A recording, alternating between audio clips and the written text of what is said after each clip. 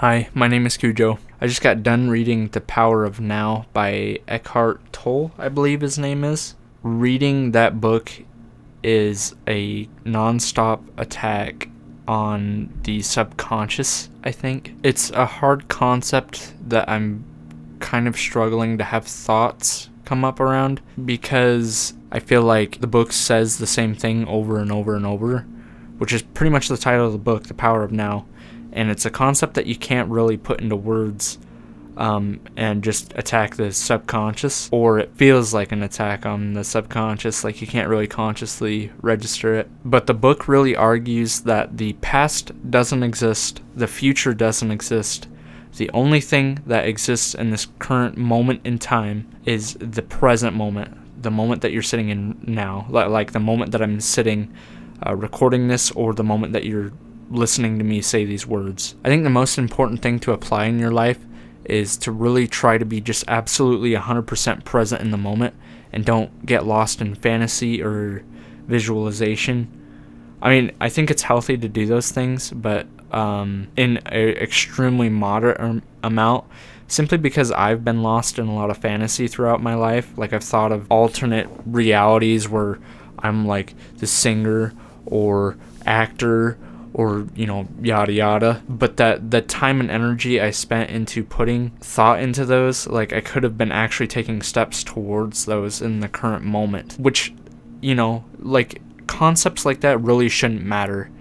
You should really just focus on the present moment and just doing the necessary step to get to where you want to be. Like, for me, I would like to have like a whole internet content base, like with music and with like videos and stuff like that. And how can I have any of that stuff where I don't take the necessary steps to do it? I can't really like sit there and think about what I'm gonna make. I just kind of have to sit down and make the stuff, which is, what I'm doing right now. And I think people miss this mostly, especially around me, where like they want to do so many different things, but they spend all that time like, I want to do this, I want to do that, and then setting up these plans and visualizing, but you're not taking the steps towards actually doing it, or like doing it consistently enough to really like show the world that that's actually what you want to do. To me, I enjoy the process the most. And I think most people, if you're going to choose a career or something to do, or hobbies or anything like that, you should really enjoy the process of doing the thing that you're making or accomplishing, rather than what it like looks like on the outside or anything else like that. And I think mostly The Power of Now just acknowledges like, the present moment is just the most important tool you have at your belt to focus on. A lot of people get caught up in their mind patterns. Essentially, like, your mind will feed you thoughts, but the weird thing about that is like your thoughts are not they're not you. Like, for the longest time, I would like tell myself that I'm like a piece of crap or like this or that, when a lot of like these thoughts were like programmed into me earlier in my life from like kids I went to school with, or just other people that were around me in my life. But when I was younger, I would let those thoughts kind of control my behavior, and then the thought would come in, I would identify with the thought, and it would control what I did. But I recommend this book. This book actually made me really conscious of like, you are not your thought patterns. This is something I've known before. Reading it makes me really want to share it with people who watch me. But any thought that you have is not you. The you in the now moment is eternal. We share that in common. Me and you, we are in the present moment together, in like a constant flow of time. But if you stay in the present, time is just a concept. Like, the present moment is always constant and never changing. Only the outside, it's almost like a play, but the constant is that we have perception and we're here. This is such a hard concept, I feel like, to talk about. I probably should have wrote something for this, but I'm trying to go off the cusp of just barely reading this book. He uses an example in the book where this lady is stuck in an abusive relationship, and if she ends up getting out of it, she'll end up going and repeating the same pattern, like getting into relationships that are similar, or if not the same relationship, where her mind pattern constantly will kind of go to what's familiar, and she'll think about her past and then be like, oh yeah, this is familiar, this is like love and abuse are tied, so I know I'm being loved if I'm being abused, which this is not true, by the way, but it's just an example of how the mind will try to influence your behavior or just like previous thoughts that you've had.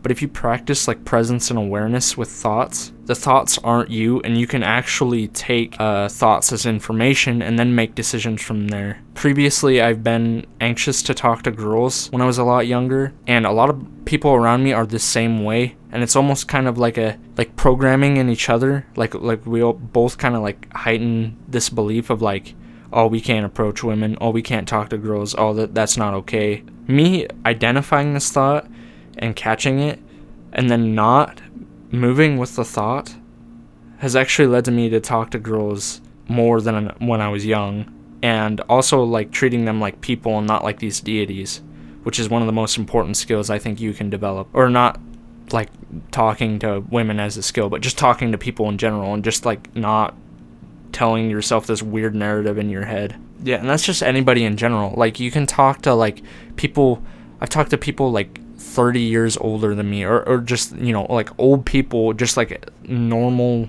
human beings. I don't know why our brains make these like weird narratives of like, oh, he's like old, I can't talk to him, or like they're like younger than me, like they probably don't get it. Or like, I think practicing presence, you will always constantly be surprised at like how much your brain lies to you. And as long as you chase what feels good to you in the present moment and don't worry about anything else on the outside, and including your own thoughts of like people trying to instill different stuff in you, you can shape a life that you really love and want to live, that is like completely unfamiliar to the people around you, with just your presence. It's kind of, I don't know how to really talk about it. I'm going to try to use a quick example. So close your eyes and then take a deep breath in, hold it for 3 seconds, and then take a deep breath out, and then hold that for 3 seconds.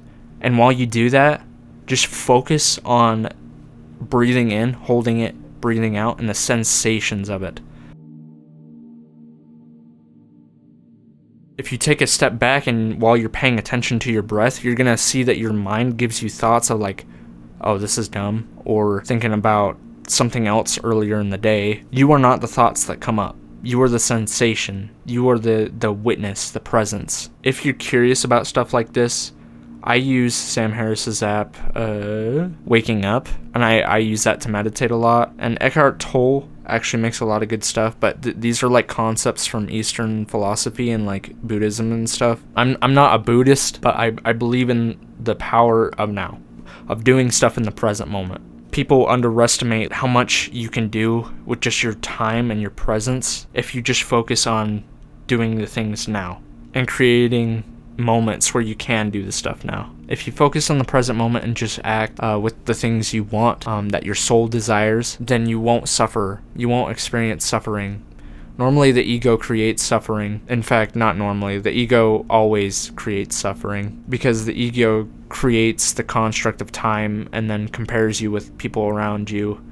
And it's always internal. The suffering created is always internal. You can always be grateful in the present moment, even if you're practically have nothing. Like, you always hear about like children in Africa where they barely have any resources at all, but yet they tend to be like the happiest kids because they have community, and then they have their bare essentials, but they do what they want to do in the moment. And I think so many of us let people around us dictate how we're going to live our lives because we're so associated with our mind and what people tell us, when really you should chase a feeling and you should really pay attention to how you feel while you're doing things. For me lately, I've been playing a ton of Bayonetta because I love that game so much. It has so much charm, but it's because I fully put myself into the game and I really enjoy it 100% in the moment. And same with recording this. Like, I'm giving it, my 100% attention, and I'm just absolutely like loving recording myself talk out loud and listening to myself. And my whole day, because I'm present with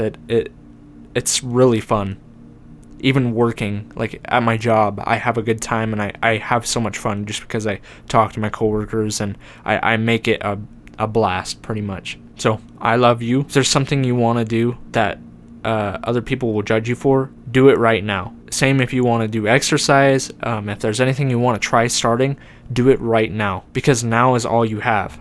which is eternal, but we perceive death as the end of things when really, if you look at it, like, I don't know, maybe you're reincarnated in like 2,000 years as a completely different thing with a different brain, but you have the same awareness. But that's like a whole nother concept that I would have to get into. I don't want to sit here for like another, I don't know, however long I've been recording. But just do something you love in this current moment, or try something new that you've always wanted to try. Don't listen to your own doubts. Don't let other people control you or your doubts. Do what you want. Do what you love. I love you. You got this shit. I'm proud of you. I'm proud of me. I'm proud of the world, kinda. Sometimes people kinda suck, but a majority of the time people are really fucking cool. I'm gonna bounce. Thanks for watching my video, and goodbye now.